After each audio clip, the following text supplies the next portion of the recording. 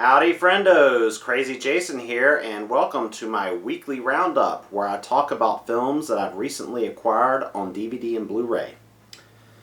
Before I get started though, I want to give a shout out. Actually, this is kind of a shout back because John over the Pick Flick channel gave me a nice shout out on his recent around the town picking up blockbuster Blu-rays, you know, the whole 99-cent sale, all that craziness that was going on last week that I hope returns on the 4th of July.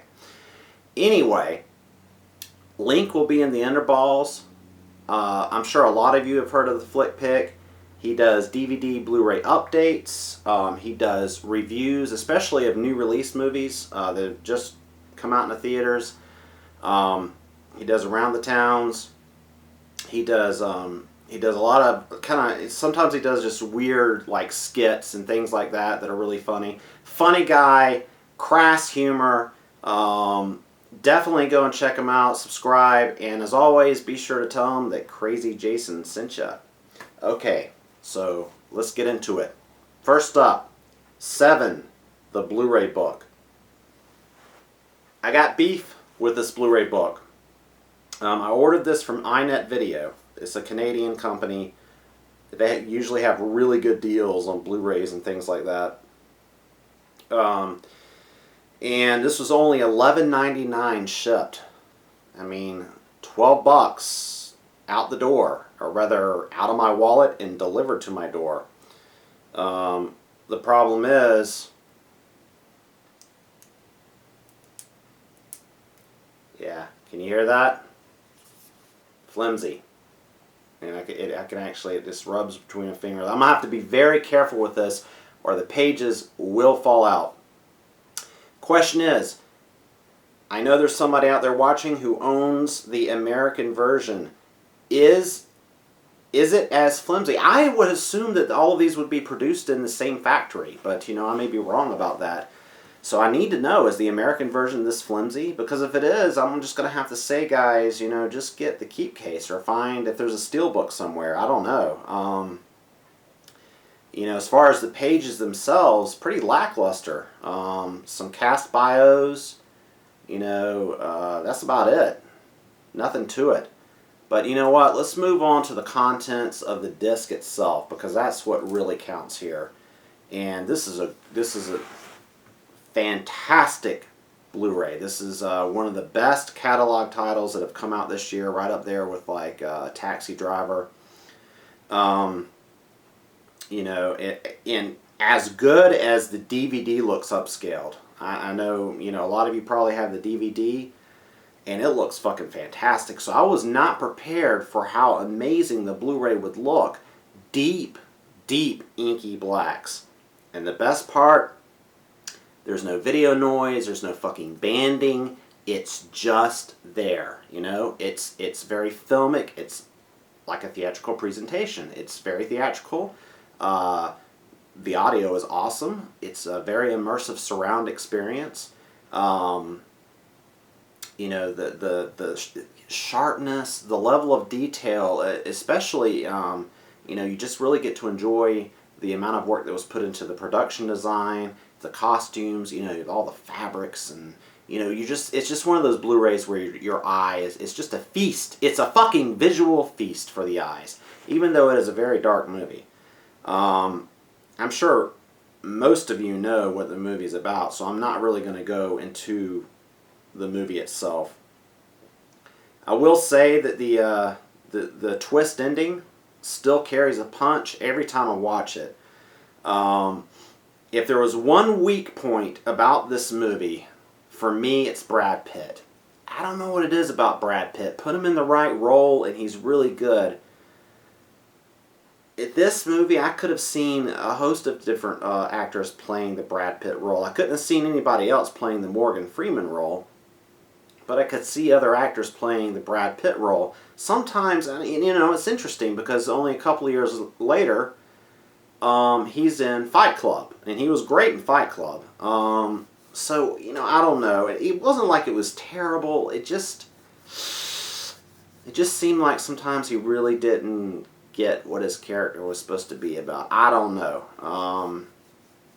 But anyway, Brad Pitt aside, I'm not going to let that drag the film down. I give it a solid 5 out of 5 stars. And that goes for the picture quality and the audio, just across the board, 5-star film, a must-own Blu-ray. And my favorite Fincher film, based solely on the fact that it's the movie that I always want to watch over and over. I'm not saying it's his most technically proficient or his masterpiece, but that's just my favorite film. One Fincher film I am dying to see on Blu-ray is The Game. It's been so many years since I've seen that movie. I think the last time I saw it was on VHS, and I loved it. I don't own it on DVD. I don't own it on any format. I think Criterion may be releasing that, but whoever releases it, I'm sure they'll do a good job. Can't wait to see it. Secret Window. Yes, this is based on a Stephen King novella. For you Stephen King nuts out there, I love Stephen King myself.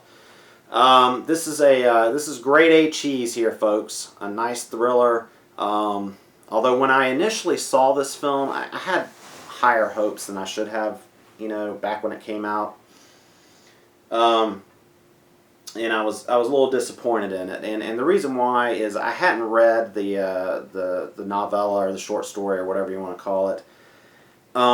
So I was a bit annoyed by the somewhat cliched nature of the story. There's nothing groundbreaking here. So coming at it again, it came off as the nice, good cheese that I wanted it to be. A lot of great character work here, especially John Turturro as John Shooter. He plays a character who accuses Johnny Depp of stealing one of his stories and publishing it. Obviously, Johnny Depp plays a writer. He's going through a divorce from his wife, played by the very sexy Maria Bello, who was also really sexy in The Cooler, which is another film that you should check out if you haven't. Yeah, he's basically living in a cabin in the woods, I assume in Maine. I always love that, the Maine setting, So great atmosphere. Johnny Depp is what really sets this apart from other thrillers of its ilk. And he's just kind of, weird for a role like this. I just can't help but think of Jack Sparrow when I look at him. A lot of the humor I know is intentional, but a lot of it's just because it's Johnny Depp. It's kind of like Jack Nicholson in The Shining. You just laugh because it's Jack Nicholson, So, as far as the picture quality is concerned, there are some issues here and there, especially in some of the night scenes. I'd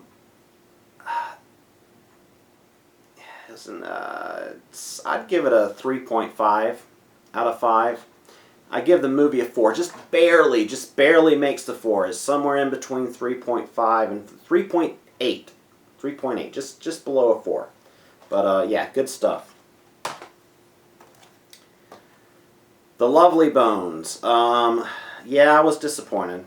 Even though I had heard bad things, I don't know, just for some reason I really thought I was going to like this movie. But the problem is that it's kind of all over the place. If you've seen it, tell me what you think. Because, it just sort of, it would be following one character and then it would diverge and go with another character. And, subplots became too big and sort of overwhelmed the whole thing, and it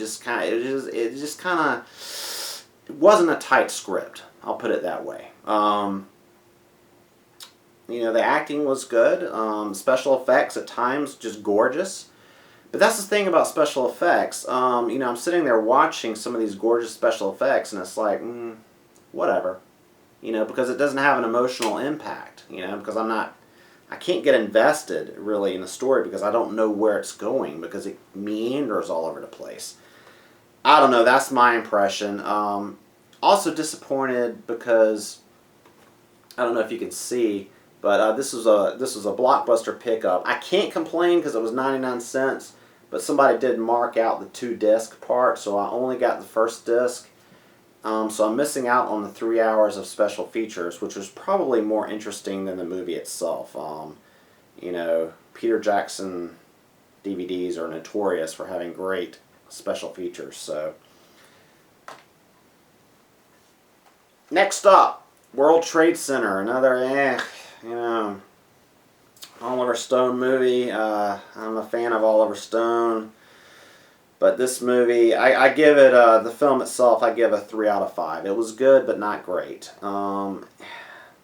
This thing, you know, I mean, you've got these good actors, you've got this great production design, good special effects. Why does it feel hollow? You know, why are we not getting the emotional impact that we should? I don't know. That's my impression. Of course, this is the 2-disc edition. Picture quality is great. Looks really, really gorgeous on Blu-ray. That is one thing I have to give Oliver Stone props for. He recreates the day of September the 11th, 2011 really well. For those of you who are old enough to remember that day, you'll know if you either have seen this film or are going to watch it. You know, that day, it was early fall. It had that kind of cool feeling in the air.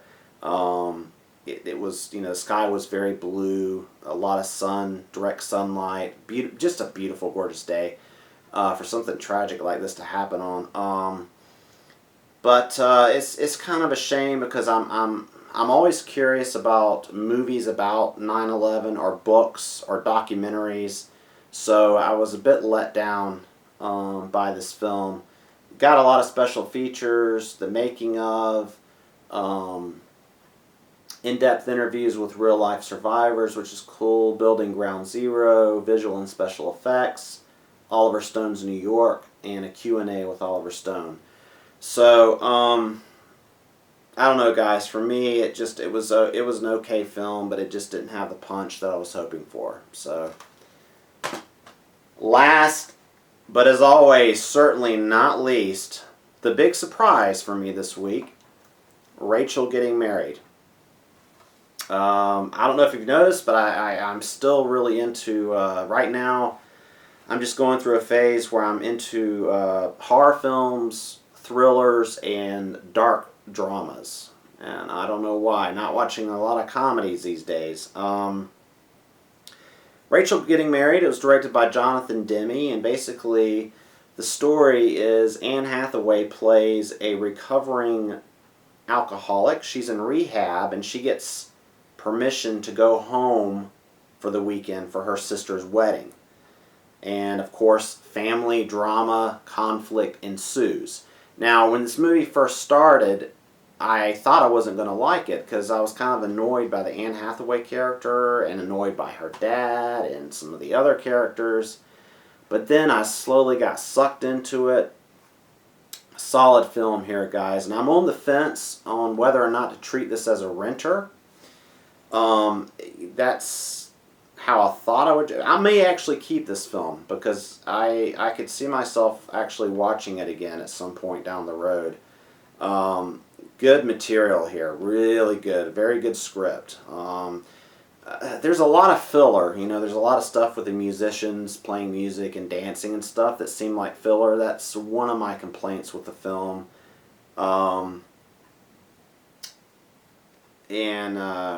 So I'd give it a 4 out of 5. You know, picture quality is great. The style of the film, you know, it's a lot of handheld work. And you'd be, you know, one day I need to do just a separate video on my thoughts and feelings about handheld because, you know, in this instance it didn't get on my nerves. In the beginning it's sort of, oh God, it's handheld again. But it worked for this movie. It did sort of get you more into the middle of the, you know, into the characters and the family dynamics, you know, what was going on. So, yeah, really, really surprising. Very strong film here. May have been underrated, or maybe I just wasn't paying attention when it came out. But I would definitely give this a watch if you're a fan of dark family dramas, or if you're a fan of Jonathan Demme, because he does great work here.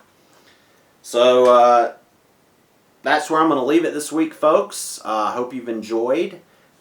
Be sure to tune in tomorrow for a brand spanking new episode of Kakalaki Movie Madness. That's right. Thanks for watching, and until next week, I'm Krazy Jason, and you've been in my Wacky Emporium.